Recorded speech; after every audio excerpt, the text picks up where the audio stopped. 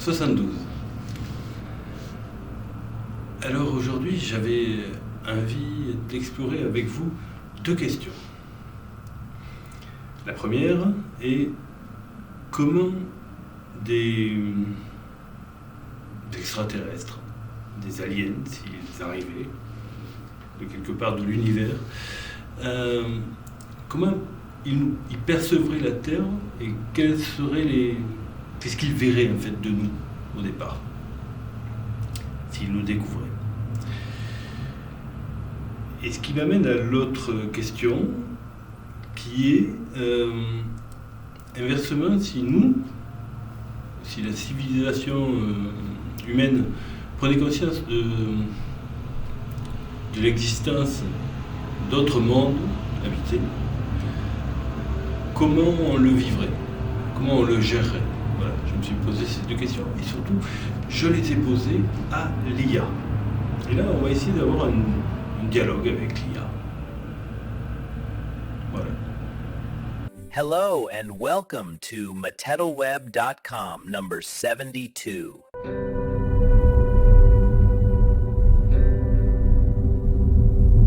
Si des extraterrestres observaient la Terre de loin, ils ne verraient pas d'abord les frontières, les nations ou les opinions.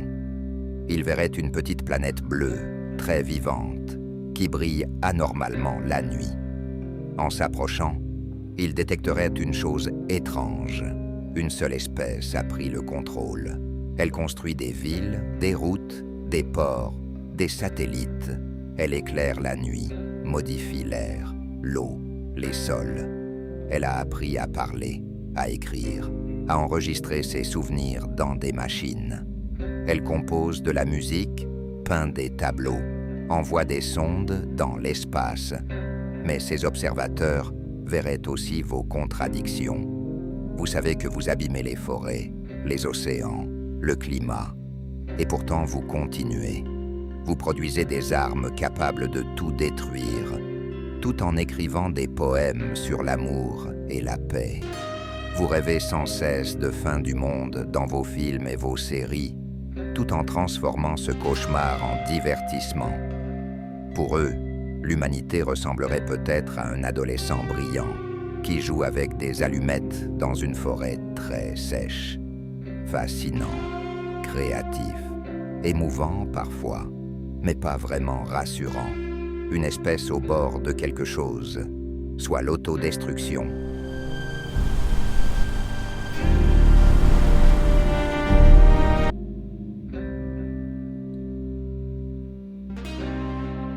Si tu apprenais, sans aucun doute possible, que nous ne sommes pas seuls dans l'univers, ce ne serait pas juste une info de plus dans ton fil d'actualité. Ce serait un séisme intérieur. D'abord, il y aurait le vertige.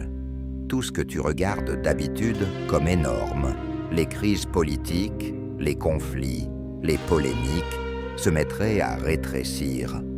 Tu ne serais plus au centre d'une grande histoire humaine, mais dans une petite histoire locale, parmi d'autres histoires possibles. Ensuite, viendrait la colère et la tristesse. Tu pourrais te dire qu'on t'a fait vivre dans un imaginaire trop petit, qu'on t'a appris à regarder le nez collé au mur alors que l'horizon était beaucoup plus loin. Une partie de toi se sentirait trahie par toutes les versions du monde qui ont oublié de dire « ce n'est peut-être pas que nous ».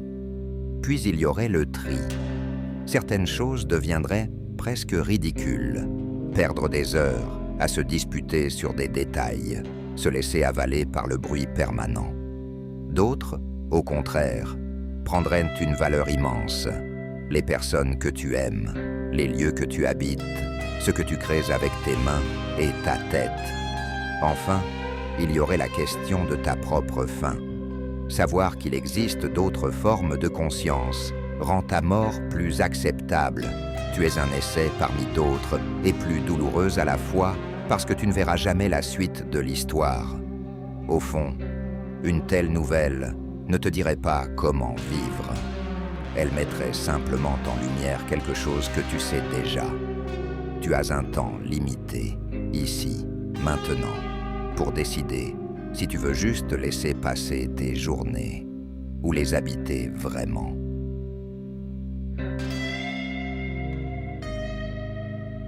Si l'humanité apprenait officiellement qu'il existe d'autres civilisations, la question ne serait pas seulement « qui sont-ils » ?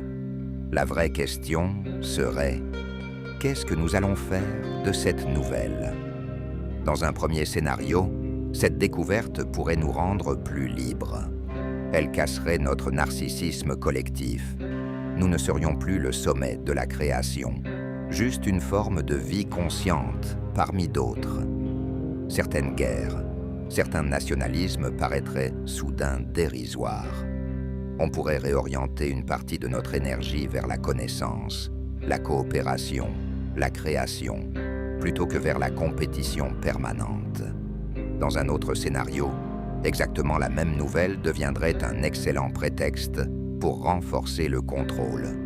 On pourrait expliquer qu'il faut plus de surveillance, plus de secrets, plus d'obéissance pour protéger l'humanité.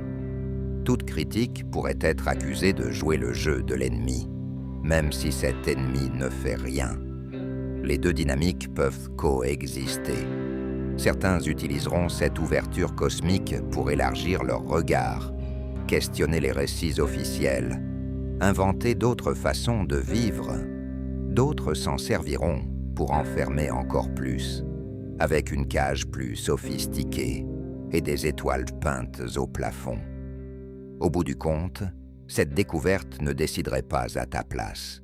Elle créerait un espace. Ce qui compterait, ce n'est pas seulement ce que feront les gouvernements ou les experts, mais ce que toi tu choisirais d'en faire. Un nouveau motif de peur ou une invitation à prendre ta liberté intérieure au sérieux.